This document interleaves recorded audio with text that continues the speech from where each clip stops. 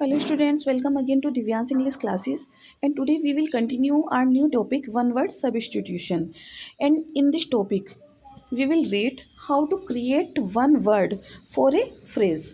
Okay, your phrase is a system of government in which all the people of a country can vote to elect their government.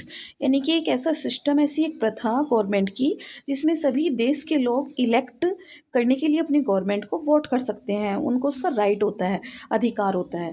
That is called democracy. The Hindi meaning of this word is प्रजातंत्र.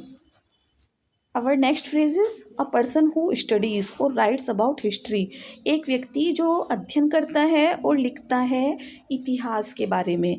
That is called historian. Historian यानी कि इतिहासकार. Next word is a list of books. Books की list को क्या बोलते हैं?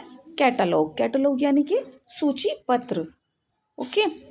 Next word is which can not be read. जिसको हम पढ़ नहीं सकते, यानी कि जो देखने में हमें ऐसा लगता है जो रीड आउट नहीं किया जा सकता, जिसको हम पढ़ नहीं पाते. दैट इज कॉल्ड इलिजिबल, यानी कि पढ़ने में अस्पष्ट.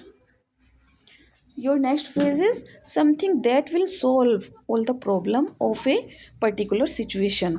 यानी कि जो किसी पर्टिकुलर सिचुएशन में किसी भी प्रॉब्लम को सॉल्व आउट कर सकता है. दैट इज कॉल्ड नोस्ट्रम और पेनाकिया, यानी कि रामबाण, जिसके पास हर चीज़ का, हर प्रॉब्लम का सॉल्यूशन होता है. दैट इज़ कॉल्ड नोस्ट्रम और पेनाशिया. इसको हम ये भी बोल सकते हैं universal remedy for all disease and ills, यानी कि सभी बीमारियों का उपचार. Okay, let's move to next word. Right to stop in law from being passed or a decision from being taken. Right to stop a law, यानी कि किसी भी नियम को रोकने का अधिकार. जो पास जो पास होने वाला हो, उस नियम को रोकने का अधिकार, या कोई भी लिया हुआ डिसीजन जो लिया जाना हो, उस डिसीजन को रोकने का अधिकार. That is called veto. Veto यानी कि निषेध अधिकार. ओके, तो ये हमारे कुछ फ्रेज थे जिनके लिए हमने वन वर्ड क्रिएट किया था. And this topic is very important for your board exam and it will come definitely in your exam. Okay, in your grammatical part. आपका जो पेपर पैटर्न होता है that is writing, reading, literature, grammar and literature.